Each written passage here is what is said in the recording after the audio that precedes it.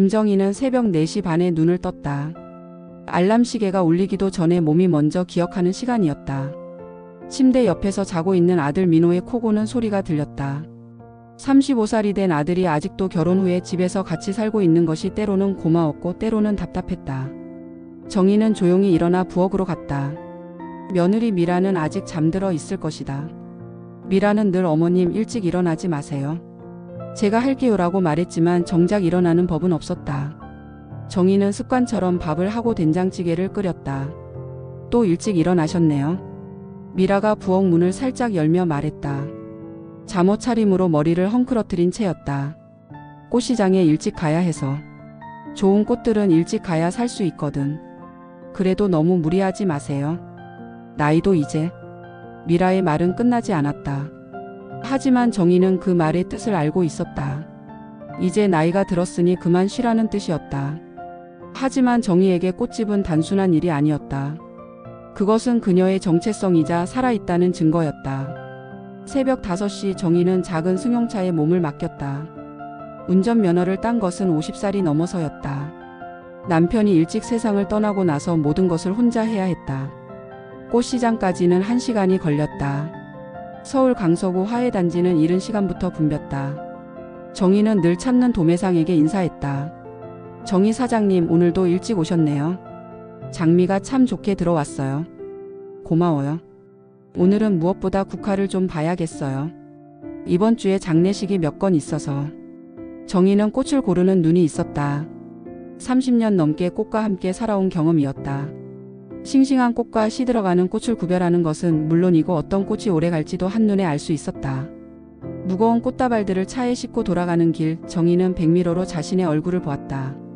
주름이 깊어졌고 백발이 늘어났다. 하지만 눈빛만은 여전히 또렷했다. 집에 도착하자 아들과 며느리가 아침을 먹고 있었다. 엄마 힘들겠다. 이제 좀 쉬면 안 돼? 민호가 말했다. 정희는 꽃들을 정리하며 대답했다. 쉬면 뭐해? 이게 내 일이야. 그래도 우리가 이제 벌이도 있고 엄마가 그렇게 고생할 필요 없잖아요. 미라가 끼어들었다. 정희는 손을 멈췄다. 고생이라고 생각해 본 적 없어. 이 일이 좋아서 하는 거야.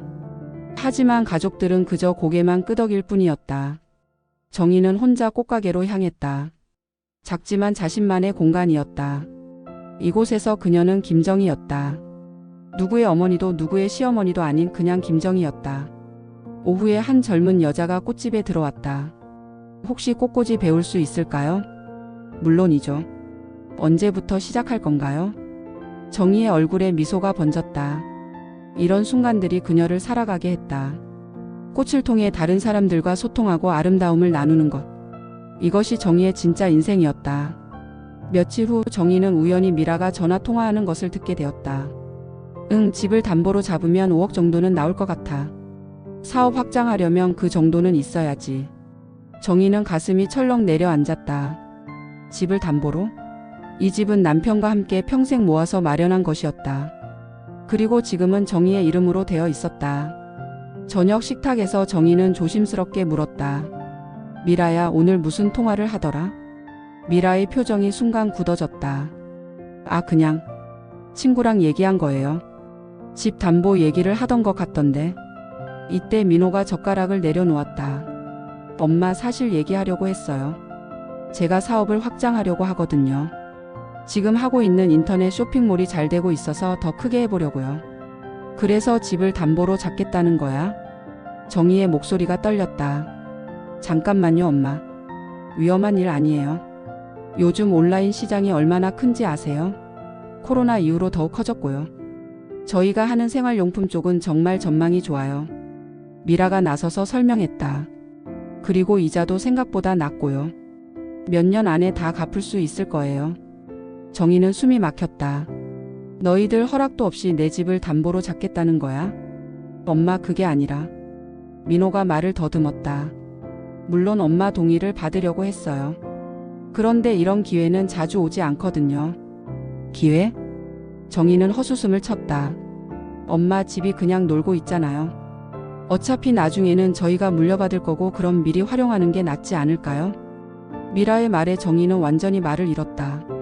자신이 살아있는데 벌써 유산 분배를 얘기하고 있다니. 그럼 내가 죽기를 기다리고 있는 거야?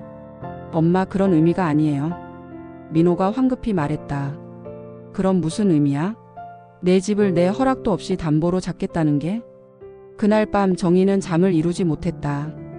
평생을 가족을 위해 살아왔는데 이제 그 가족들이 자신을 짐처럼 여기고 있다는 생각이 들었다. 꽃집도 집도 모든 것이 그들에게는 그냥 돈으로만 보이는 것 같았다. 다음 날 정희는 꽃가게에서 오랜 단골 손님 박 씨를 만났다. 사장님, 요즘 안색이 안 좋으시네요. 그냥 나이가 들어서 그런가 봐요. 혹시 무슨 일 있으세요? 얼굴에 다 써 있는데요. 정희는 박 씨에게 모든 이야기를 털어놓았다. 박 씨는 고개를 끄덕이며 들어주었다. 사장님, 그 집 명의가 사장님 거죠? 네. 그럼 사장님 동의 없이는 담보로 못 잡아요. 절대로. 그래도 가족인데. 가족이라고 해서 사장님 재산을 마음대로 할 수 있는 건 아니에요. 사장님도 사장님 인생이 있으신 거고요. 박 씨의 말이 정희의 가슴에 깊이 박혔다. 당신 인생이 있다는 말. 언제부터 자신의 인생을 잊고 살았을까? 그날 오후 정희는 결심을 하고 집으로 돌아왔다. 거실에서 민호와 미라가 노트북을 보며 무언가를 계산하고 있었다. 얘기 좀 하자. 정희의 목소리에는 평소와 다른 단호함이 있었다. 엄마, 무슨 일이에요? 집 담보 얘기 말이야. 내 대답은 안 된다야. 미라의 얼굴이 일그러졌다. 어머님, 왜 그러세요? 저희가 사기치자는 게 아니라 정당한 투자인데요. 정당하다면 너희 이름으로 된 재산으로 해. 왜 내 집이어야 해? 엄마, 제발 좀 이해해 주세요. 지금이 기회라고요. 민호가 간절하게 말했다. 기회면 언제든 올 수 있어. 하지만 내 집은 하나뿐이야. 집이 그냥 놀고 있잖아요. 미라가 소리를 질렀다. 내가 살고 있는데 어떻게 놀고 있다는 거야? 어머님은 그냥 계시기만 하시잖아요. 집값 상승분도 저희가 다 관리하고 있고 세금도 저희가 내고 있고요. 미라의 말에 정희는 잠시 말문이 막혔다. 그럼 내가 이 집에서 나가라는 거야? 그런 게 아니라. 민호가 말을 더듬었다. 그럼 뭐야? 내가 죽을 때까지 기다리기 힘드니까 미리 써먹겠다는 거야? 엄마. 아니야, 나도 이제 깨달았어. 너희에게 나는 그냥 짐이구나. 언젠가는 죽을 사람이고 그때까지 집이랑 재산이나 지켜주면 되는 거구나. 정희의 목소리가 떨렸다. 어머님, 왜 그렇게 극단적으로 생각하세요? 미라가 팔짱을 끼며 말했다. 극단적? 내 허락도 없이 내 집을 담보로 잡으려는 게 극단적이지 내가 반대하는 게 극단적이야. 어차피 나중에는 저희 거잖아요. 미라가 버럭 소리쳤다. 그 순간 거실이 조용해졌다. 미라는 자신이 한 말을 후회하는 듯 입을 막았다. 그래, 이제 본심이 나왔네. 정희는 차라리 시원했다. 이제야 진짜 속내를 들었으니까. 엄마, 미라가 그런 뜻으로 한 말이 아니에요. 민호가 변명했지만 정희는 이미 마음의 결정을 내리고 있었다. 됐어. 나도 이제 내 인생을 살아보겠어. 그날 밤 정희는 오래전에 받았던 연락처를 찾았다.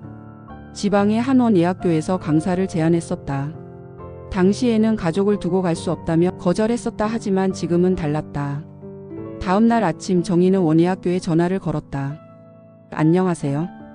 혹시 예전에 강사 제안해 주신 자리가 아직 있나요? 아, 김정희 선생님. 물론입니다. 저희가 계속 기다리고 있었어요. 언제부터 시작하실 수 있으세요? 한 달 정도 정리할 시간을 주시면 가능할 것 같습니다. 전화를 끊고 나서 정희는 가슴이 두근거렸다. 무서우면서도 설레었다. 68살의 새로운 시작이라니. 며칠 후 정희는 가족들에게 자신의 결정을 알렸다. 나 지방으로 갈 거야. 원예학교에서 강사 일을 하기로 했어. 갑자기 무슨 소리예요? 미라가 놀란 표정으로 물었다. 갑자기가 아니야. 너희가 내 집을 담보로 잡겠다고 했을 때부터 생각하고 있었어.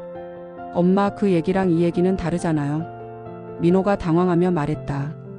어떻게 달라? 너희는 나를 더 이상 필요로 하지 않잖아. 그럼 나도 내 길을 가는 거야.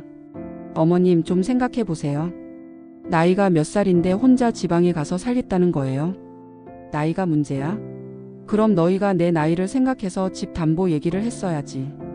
정희는 이미 마음을 정했다. 지방 도시의 그 원예학교는 자연이 아름다운 곳에 있었다. 기숙사도 깔끔하고 무엇보다 젊은 학생들에게 자신의 지식을 전할 수 있다는 것이 매력적이었다. 꽃가게는 어떻게 할 거예요? 정리할 거야. 아니면 너희가 계속 하든지. 저희가 뭘 알아서 꽃가게를 해요. 미라가 황당하다는 듯 말했다. 그럼 정리하는 게 맞겠네. 정희는 담담했다. 30년 넘게 운영해온 꽃가게를 정리한다는 것은 쉬운 일이 아니었다. 하지만 이제는 필요했다. 새로운 시작을 위해서. 그날 저녁 정희는 꽃가게에 앉아 지난 시간들을 떠올렸다. 남편이 막 세상을 떠났을 때 아무것도 모르는 채로 시작했던 이 일. 처음에는 꽃 이름도 제대로 몰랐다. 하지만 하나씩 배워가며 여기까지 왔다. 단골 손님들이 하나씩 소식을 듣고 찾아왔다. 사장님, 정말 그만두시는 거예요? 네, 이제 새로운 일을 해보려고요. 어디 가시는데요? 전라북도 고창이에요. 그곳에서 원예를 가르칠 거예요. 손님들은 아쉬워했지만 동시에 정희의 결정을 응원해 주었다. 사장님 나이에 새로운 도전을 하신다니 멋져요. 꽃을 좋아하시는 게 보여서 학생들이 많이 배울 거예요. 이런 말들이 정희에게는 큰 힘이 되었다. 가족들은 이해하지 못했지만 타인들은 오히려 응원해주고 있었다. 고창의 원예학교는 정희가 상상했던 것보다 훨씬 아름다웠다. 넓은 캠퍼스에는 다양한 식물들이 자라고 있었고 공기는 맑고 깨끗했다. 김정희 선생님 환영합니다. 교장 선생님이 따뜻하게 맞아주었다. 실습실이랑 기숙사 보여드릴게요. 기숙사는 작지만 깔끔했다. 창문 너머로 보이는 들판이 평화로웠다. 정희는 처음으로 이곳이 집처럼 느껴졌다. 첫 수업날 정희는 떨렸다. 학생들은 대부분 20대 후반에서 30대 초반의 젊은이들이었다. 꽃에 관심이 있어서 온 사람들, 플로리스트가 되고 싶어서 온 사람들, 새로운 인생을 찾아서 온 사람들. 다양한 사연을 가진 사람들이었다. 안녕하세요. 김정희입니다. 30년 넘게 꽃과 함께 살아왔습니다. 정희는 자신의 이야기를 시작했다. 처음에는 어색했지만 점점 자연스러워졌다. 꽃에 대한 열정, 각 꽃의 특성, 꽃꽂이의 철학까지. 학생들은 진지하게 들었다. 선생님, 꽃을 고를 때 가장 중요한 건 뭐예요? 한 학생이 질문했다. 마음이야. 누구를 위한 꽃인지, 어떤 기분을 전하고 싶은지. 그걸 먼저 생각해야 해. 정희는 자신도 모르게 생생하게 설명하고 있었다. 이런 기분은 오랜만이었다. 누군가가 진심으로 자신의 말에 귀 기울이고 배우려고 하는 모습. 수업이 끝나고 한 학생이 다가왔다. 선생님, 저도 서울에서 직장 다니다가 여기 왔어요. 새로운 시작이요. 그래? 몇 살이야? 32이에요. 늦었죠? 정희는 미소 지었다. 늦은 게 어디 있어? 나는 68에 새로 시작하는데. 그 학생은 눈을 반짝였다. 와, 정말 멋있으세요. 저녁에 정희는 기숙사 방에서 가족들에게 전화를 걸었다. 엄마 어때요? 힘들지 않아요? 민호가 걱정스럽게 물었다. 아니야. 오히려 좋아. 젊은 애들이랑 같이 있으니까 나도 젊어진 것 같고. 정말요? 그럼 다행이네요. 전화를 끊고 나서 정희는 창문 밖을 내다봤다. 별이 많았다. 서울에서는 볼 수 없었던 별들이 가득했다. 며칠 후 정희는 학교 근처 작은 마을을 산책하다가 빈 가게 하나를 발견했다. 여기 임대 나온 건가요? 근처 상인에게 물어봤다. 네, 몇 달째 비어 있어요. 임대료도 저렴한데 아무도 안 들어오네요. 정희는 그 가게를 자세히 들여다봤다. 작지만 꽃가게로 쓰기에는 충분해 보였다. 문득 새로운 꿈이 생겼다. 여기서 작은 꽃가게를 다시 시작하는 것. 사장님, 꽃가게 하실 거예요? 근처 할머니가 관심을 보였다. 생각 중이에요. 그럼 좋겠네요. 이 동네에는 꽃가게가 없어서 다른 동네까지 가야 했거든요. 정희는 마음이 뛰었다.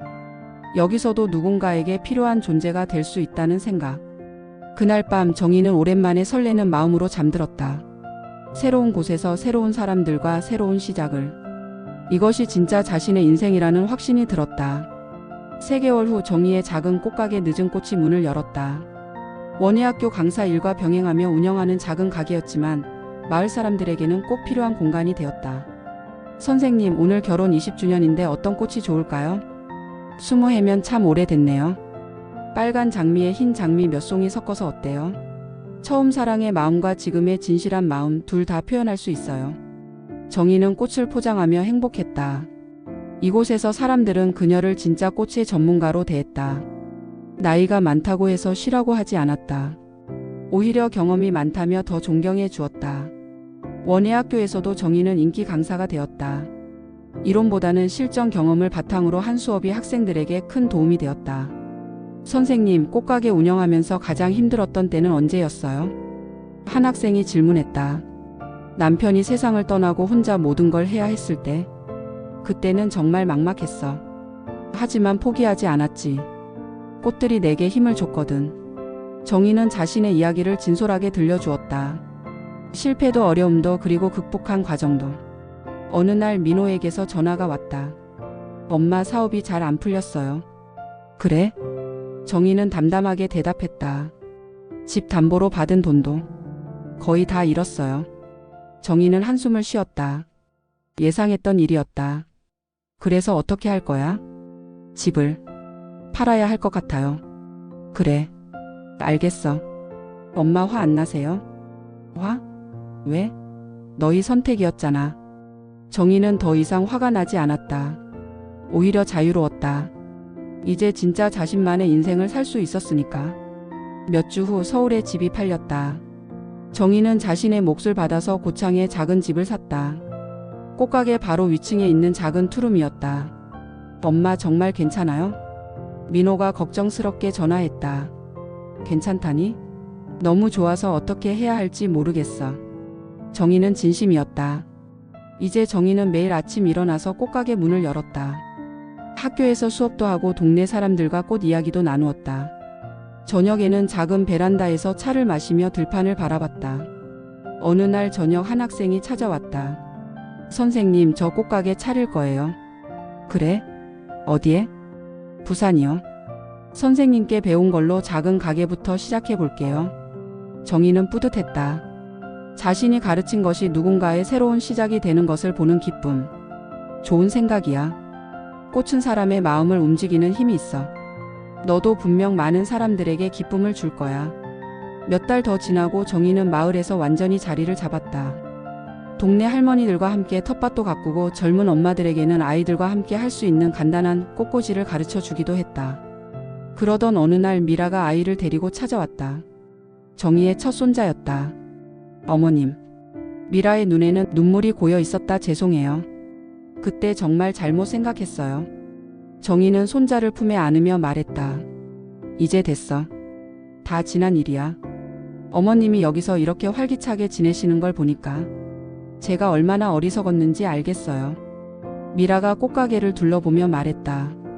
이곳이 어머님에게는 정말 맞는 곳인 것 같아요. 정희는 고개를 끄덕였다. 그래. 나는 여기서 행복해. 그날 저녁 정희는 손자를 무릎에 앉히고 꽃들을 보여주었다. 이것은 코스모스야. 가을꽃이지. 늦게 피지만 가장 아름다운 꽃 중 하나야. 손자는 작은 손으로 꽃잎을 만지며 웃었다. 정희는 문득 깨달았다. 자신도 늦게 핀 꽃 같다는 것을. 68살에 시작한 이 새로운 인생이 오히려 가장 아름다운 시간인지도 모른다는 것을. 창밖으로 노을이 지고 있었다. 고창의 들판은 황금빛으로 물들어 있었다. 정희는 처음으로 진짜 자신의 집에 있다는 느낌이 들었다. 누구를 위해서가 아닌 자신을 위한 공간에서. 할머니, 꽃이 예뻐요. 손자가 말했다. 그래, 꽃은 언제나 예쁘지. 특히 늦게 피는 꽃들은 더욱 아름다워. 정희는 손자에게 웃어 보였다. 이제야 진짜 할머니가 된 기분이었다. 의무가 아닌 사랑으로, 억지가 아닌 자연스럽게. 다음 날 아침 정희는 평소보다 일찍 일어나서 꽃가게 문을 열었다. 새로운 하루가 시작되었다. 누군가를 위해서가 아닌 자신이 원해서 시작하는 하루.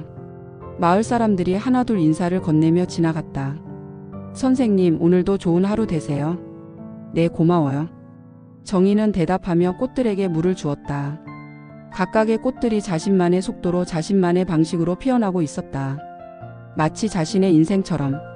늦게 피어도 꽃은 꽃이었다. 아니, 늦게 피었기 때문에 더욱 소중한 꽃이었다. 정희는 그것을 이제야 깨달았다. 햇살이 가게 안으로 들어오며 꽃들을 비췄다. 정희의 얼굴에도 평온한 미소가 번졌다. 이제야 진짜 김정희의 인생이 시작되는 것 같았다. 그녀는 새로운 꽃들을 정리하며 중얼거렸다. 늦어도 괜찮아. 늦은 꽃이 더 아름다운 법이니까. 마을의 아침은 이렇게 다시 시작되었다.